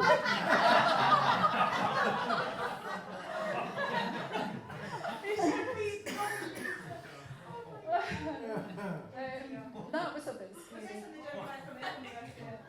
He used to hitch all the time. We used to hitch all the time, yeah. Because we just had no money. Do you remember when you kind of first met each other? Like, do you remember when you first met Billy, or do you remember when you Billy- first met Les? Or Billy was friends with my brother, Harry. Harry, yeah. He was at school with him. So Billy was always there. He's a legend. yes, legend. I met Les through Eric, who I was going out with at the time. Eric Who Baird. was in the Headless Chickens with Yes. me. Oh, there you go. Yeah. But I think the first time I ever met you was, Was that a gig at the it was at a university? gig at the university, it was the Pirates, and we were in the front row. That was a great gig. It was. We were really good. Wait. Pirates, yeah. I thought, oh, they'll be a punk band. Knew nothing about them. And it was Yeah. Johnny Kidd and the Pirates. Obviously, Johnny Kidd had passed away before Yeah. that. But it was an amazing gig. Yeah, it was, they were great. Some great gigs but- up there. I mean, there was great gigs at Stirling Uni, but probably before that for me was the Mannequin Falkirk. So Yeah. Thursday nights from the summer of 1977, every Thursday night there was a band on, and it was the Jam played there. Elvis Costello played there on the same night he was on Top of the Pops for the first time. Oh, wow. Top of the Pops was recorded on Wednesday. Yeah. I was waiting to get picked up, watching Top of the Pops, and Elvis Costello comes on with The Angels Want to Wear My Red Shoes. And we go through the Falkirk to see Elvis Costello on the attraction. You could do it at that time. Who else? Boomtown Rats. Generation X. Generation X, Boomtown Rats, Brazils, loads of great bands there. But Stirling Uni, it kind of tops them all for major bands. I mean, your Echo and the Bunnymen played there during their first album tour. The two-tone tour. The That two-tone was tour that was just brilliant, amazing. yeah. The Specials, the Selector, and Madness on the Mhm. same night. They're all in the charts, and it cost £2 to get in. It's an the second stiff tour with Reckless Eric, Jonah Louis, Rachel Sweet, who else? Can't remember. No, he was on the first one. The second tour. Tracy. Oh, I see. You just called herself Tracy. Oh, Tracy. Yeah. That was the third stiff tour. I think that Stirling was in a unique position because we could so easily access Glasgow, Edinburgh, Perth, Falkirk, wherever, and it was great for us, wasn't it? Yeah. I mean, this is because there's a big divide between Glasgow and Edinburgh. They don't tend to like each other, but we could just see. I think that's a really good point. And also bands were still coming to Stirling at that point, and also there were venues for them. That's why, by the way, honestly, I've been in the toll booth so much recently. I was here on Saturday night for the Interesting Things Festival, like so many incredible things. It was like the most awesome kind of techno gig in here with visuals. We're so lucky because it's not always been the case, and you're speaking about the uni so much, it barely has a pub up there anymore, let alone a venue, right? There's nothing, it's just not on the radar. In addition to the ones we mentioned already, you had the Cramps playing there, the Fall, Susie and the Banshees. I had this conversation, Mogwai had this festival called Big City in Glasgow earlier this summer, and we were doing a few book chats, and as part of it I was speaking to Annabelle Aggie from the Pastels, and she was like, I got into a band because I grew up in Sauchie, which I hadn't even realised. I think the Pastels had such a local connection, which was brilliant. She was like, and I saw the Cramps, and she had this brilliant story about the Cramps playing at Stirling Uni, but then the next day seeing them walking down the old arcade, probably past where Europa ended up being, and going to speak to them, and I'm thinking, I'm going to be in a band. People need to actually see each other in physicality, right? It makes it feel possible. Apparently Rox Interior, we were just talking to Ray there, Rox Interior was in Woolies. And Woolies didn't get mentioned here in Woolies. And it's caused a stir in Woolies, this big kind of odd looking character walking through Woolies. And also Woolies, absolutely, I got all that.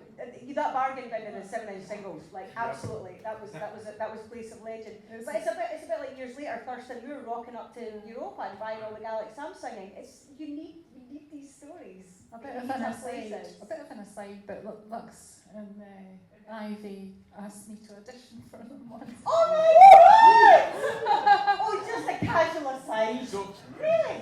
Yeah, really. When? How did this happen? Oh, because my boyfriend at that time knew them very well, and we used to go and see them when they were in Edinburgh or Glasgow or whatever.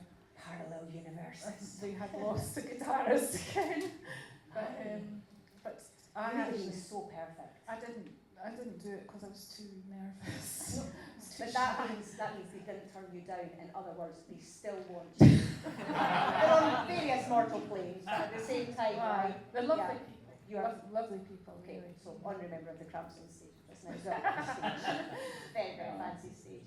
That's amazing. I know. No wonder. And I'm a big Cramps fan as well. So Good legend. that's so shy. And To quote the great Lamal. we talked about inclusivity earlier on. One of the things with punk was that, to my mind anyway, before punk, any girls in bands were behind the keyboard or singing. Punk allowed girls to pick up a guitar or a bass and be in a band. And I don't think that had happened before. Maybe the exception being Susie Quattro, but she was kind of a punk anyway. Yeah, she was, yeah. But that's kind of, I always thought people expect you to be the singer, and I'm very contrary-wise.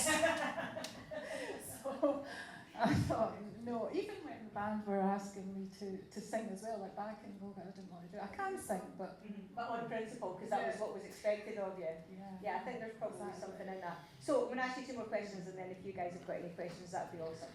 So I'm going to try and make this relatively quick. I suppose the first one is, what's it been like? And you can answer this in any sort of order, but there's been a really, really lovely thing within the last, I'd say for all 3, within the last couple of years, maybe 2-3 years, where through different interests and people finding your music at different times. All three of you have had this like resurgence in a band that, I mean, I'm guessing you maybe thought was a sort of afterthought, if you like, because no one had really documented it. It wasn't really part of the narrative. Yeah. And it's so important it is. Like for me to find out it was like this absolute post-punk legend and basically honorary member of the Cramps, top Cramps. So stories, you know, but it was so important. Like I didn't know that existed, and thankfully through conversations, and also then people want the records, and then the records come out again. But what's that like? Because had you put it in the past a bit more than you've been able to? Because you've not got any choice now. Well, considering I've been an antiques dealer for about 30 years, I suppose I have. But some funny things happen. Like there's a fake song as the theme tune for an Australian movie. TV series. Yeah, it's a horror movie. So it keeps popping up in books. You that's keep a bit getting strange. books. You get books coming up, and the fakes keep appearing. Yeah, in The fact, songs keep coming I back. think I'm on the cover of the CD of that new one. Yeah, you're in there. Yeah. Oh, what was it? Anyway, yeah. I mean, Yeah, for, things like that. But yeah, it just keeps coming back. It's a lovely thing. for Pop Wallpaper, Adam Lowe, who runs a record company in Glasgow called Seated Records, he's a DJ, and he was basically being a support DJ to this, and I don't know what the guy's name is, that's pretty remiss of me, but a guy from the States was over in Glasgow doing a DJ show. Adam was doing the support act, he put on our second single, and the guy went nuts. Where can I get that? There you go. And that then got started playing around clubs. This is just before lockdown. And when lockdown kicked in, Adam wanted to put it out again as a 12-inch single. And did we have the master tapes? No. But we did find 2 original acetates that hadn't been played. And Joe Black, who was our second manager after the booth there, he worked for Universal Music and has put out lots and lots of box sets like Brian Eno and Alex Harvey Band and so on. It's a good guy. Yeah. So he had contacts and he had the acetates and he took them to the guy who works at Abbey Road and said, can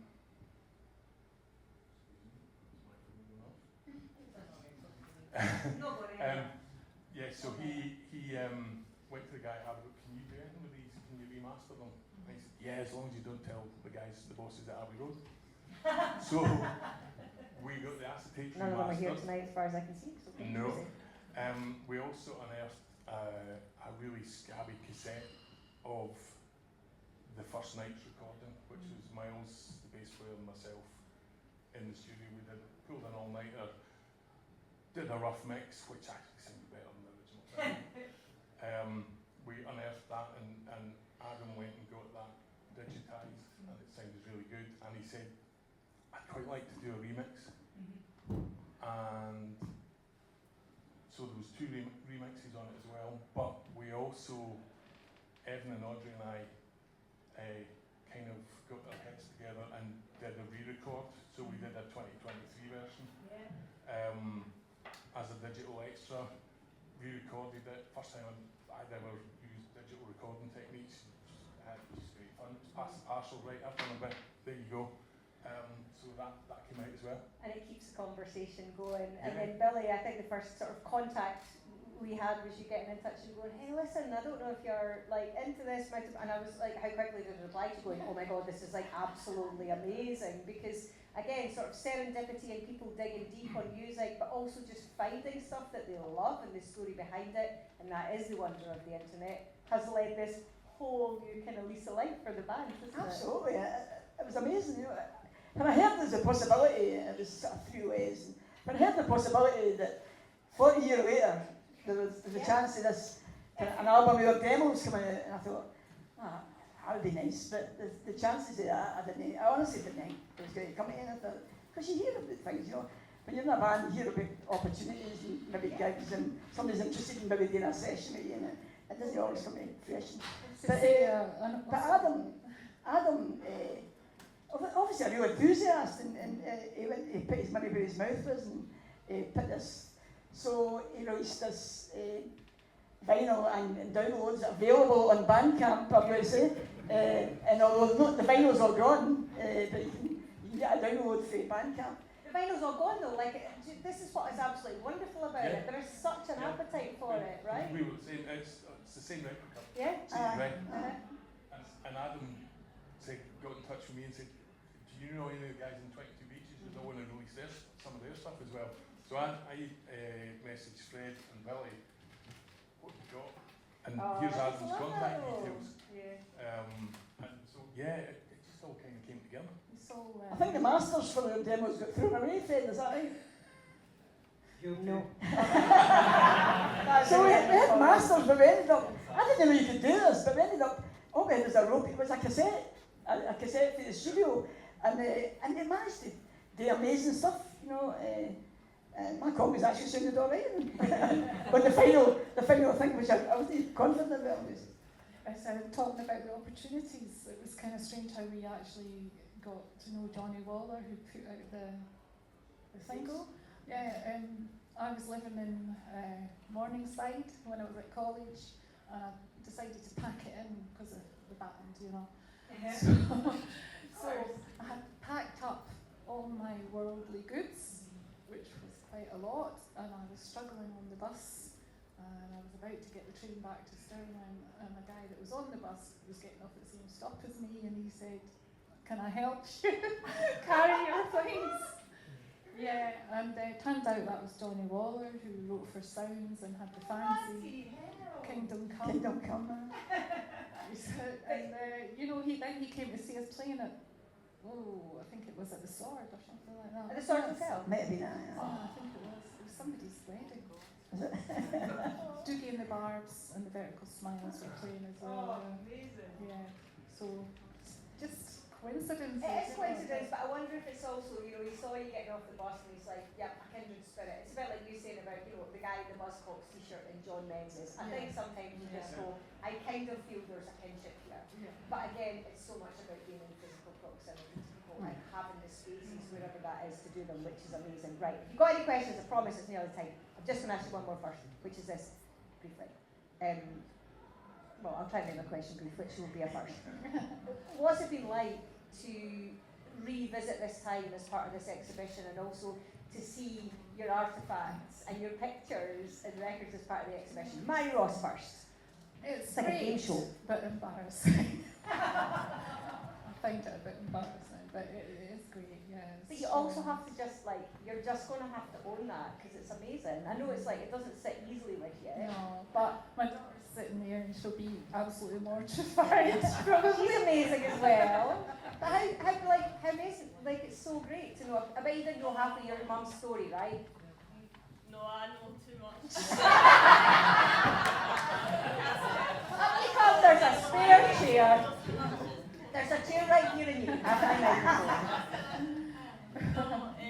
Mum, she's always telling me so many wee stories, and then there's so many wee stories that I'm like, I want to tell my pals this so bad, but they're not going to believe me. But it's something I'm kind of jealous of, because it seems like back then it was there was such a big community.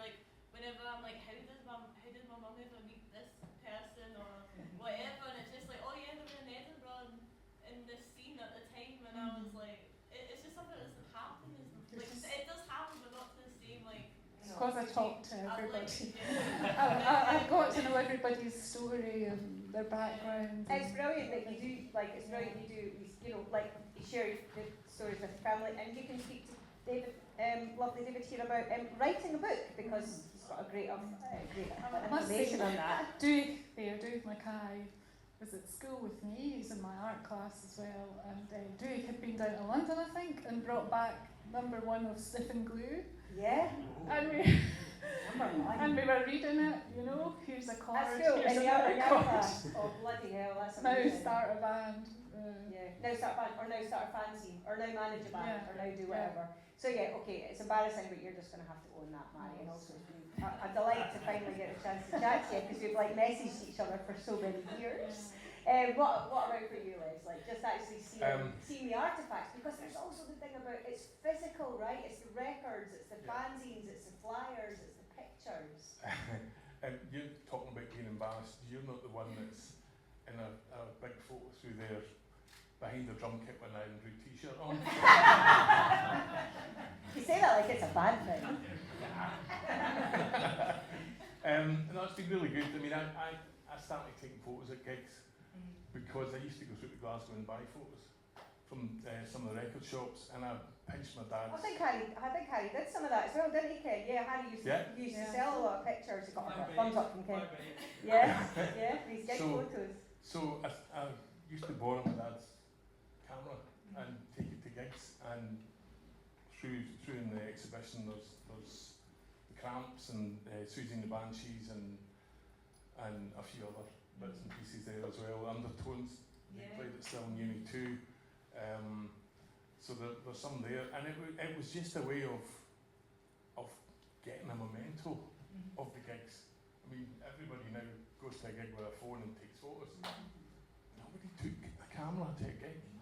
No, I mean, first of all, that would be a very expensive piece of kit for most of us, and secondly, you might lose it, and thirdly, I was told right? you better take care of it, son. Yeah, totally. But how lovely to have those photos, and also just the artifacts, the fanzines, and again, to learn more. Stuart Smith, who writes for The Wires, he was a few years below me at Wallaside, and he's brilliant as well at kind of documenting. He's much more kind of avant-garde and left field, but he'd done a really nice write-up about this whole exhibition as well, just going like, when we were growing up in the 90s, we kind of didn't know how much amazing stuff was happening, and to find fanzines and to find the actual proof of it was great. Billy, what's it been like for you finally, and then we'll see. I've just embraced the whole thing. I just think it's been amazing. I suppose me and Davey were in our 70s, and we think maybe all the excitement might have perhaps not really. But sometimes the excitement, all that kind of stuff that you're fired up with seems to have kind of maybe just diminished a wee bit, not too much, I hope. But I just think it's amazing. It's just really good to see all this stuff, and it got me going looking for all the stuff I've got in a big walk-in cupboard that I dare go in. Kind of, it's just full of all sorts of rubbish, and pull stuff out. And it's been really. Can I say that Malcolm's been amazing to work with? Yes. Seriously, it's been so helpful and keeps you so informed. It's great catching up with Ken again, and Davey. We both come to the Rattle, and there's all these Rattle connections. I think every one of us on this panel sat right here has got like, it's not even about Stirling, it's about the rap. That's the Rattle band. And Ryan Coyle. YRS! Don't mention the YRS, my daughter fancies most of them nowadays, so my husband's here probably shuddering at the moment. They're all wonderful boys, by the way. No, it's been great, it's been so easy, and it's great having folk on board who are enthusiasts, like just so enthusiastic, They've not caught up many kind of, well, this is what we want you to do, this, it wasn't like that. And just any kind of stuff you come up with was welcomed and kept informed. It's been great. It's been no ambitions, I think that was the main thing. We didn't have any ambitions. No.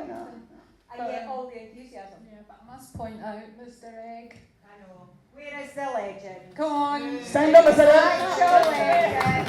Quiet as you like. What we might hear more from the legend of the Mr. Egg.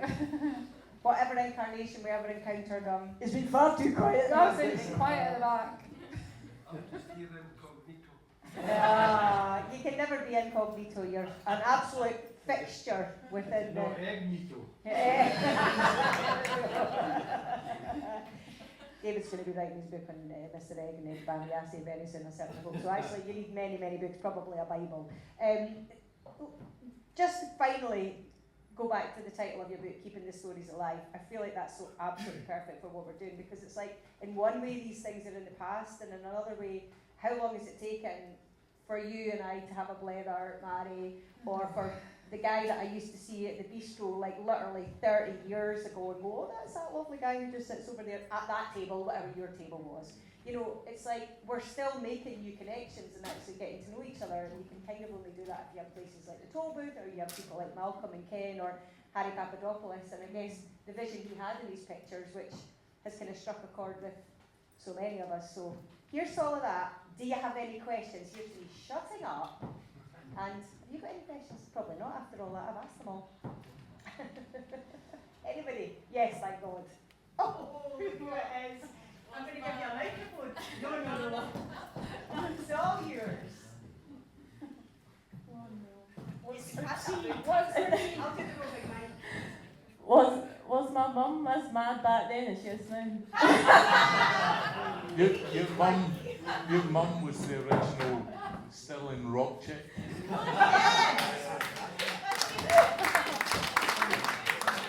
still is. Because she tries to be here. I never heard the end of when I got drunk in fifth year. My mum was like, "You silly girl, you need to go apologise." I was like 16. I was thinking, my mum must have been mental back then. Well, when I said I was contrary-wise, I'm really contrary-wise, and I didn't drink. Because I just thought everybody thought punks are drunks. Punks, drunks and campus keepers, yeah. So I didn't.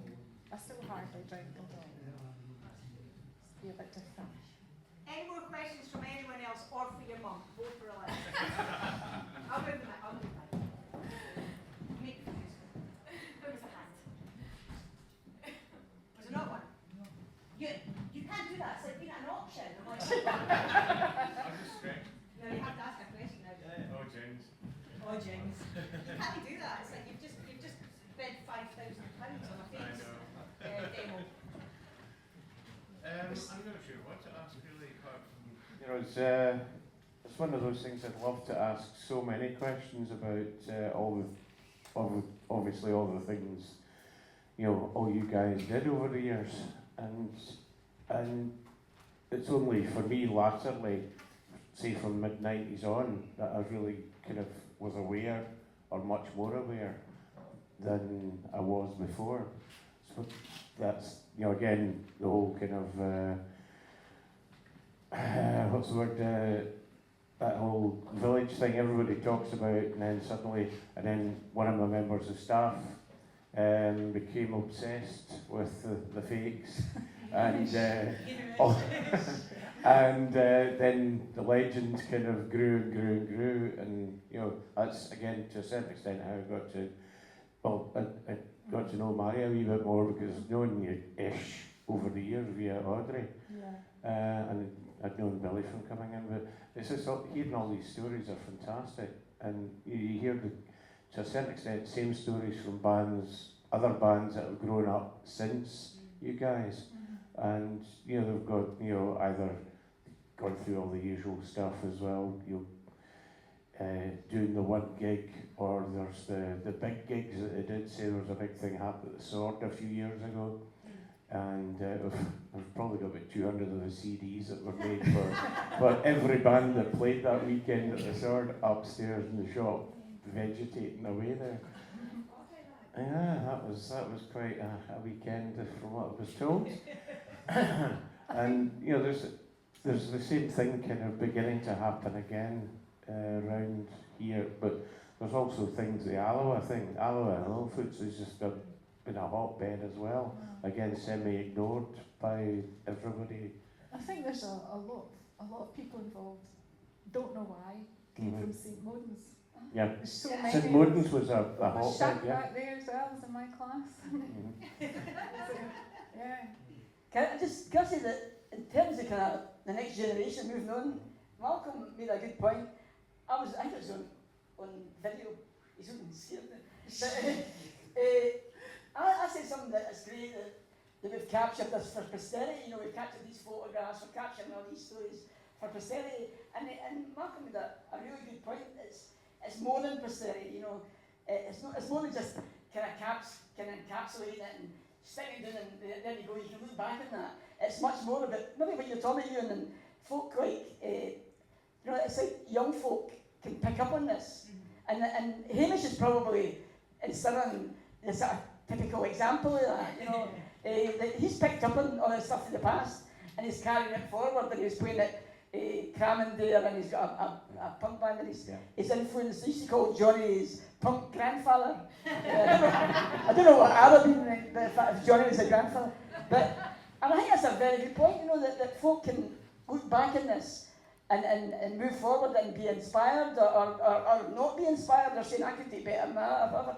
And I think it is more than just, you know, capturing it in time and some sort of, right, there you go, that's encapsulated for the future. It's much more about how folk can pick up. I think it's a very good point that was made there.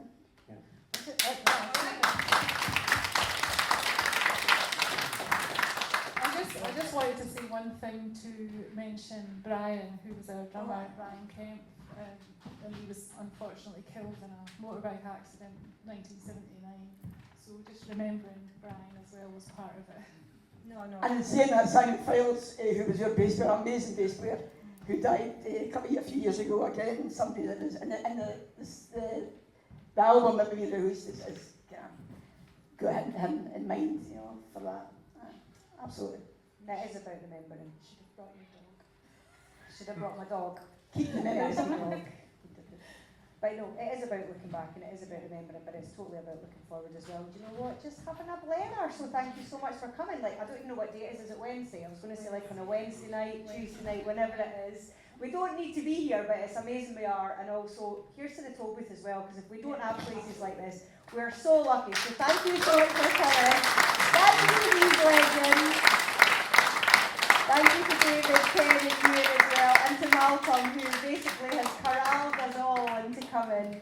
And of course, the toll booth, and yes, Stirling Photography Festival. Go and see it all. Go and shop at Europa. Buy David's book. Buy all the records. Not all of them. I want one first, then you can buy them all. Thank you so much. That's us. We're done. Thank you. Thank you very much. Perfect timing. Thank you.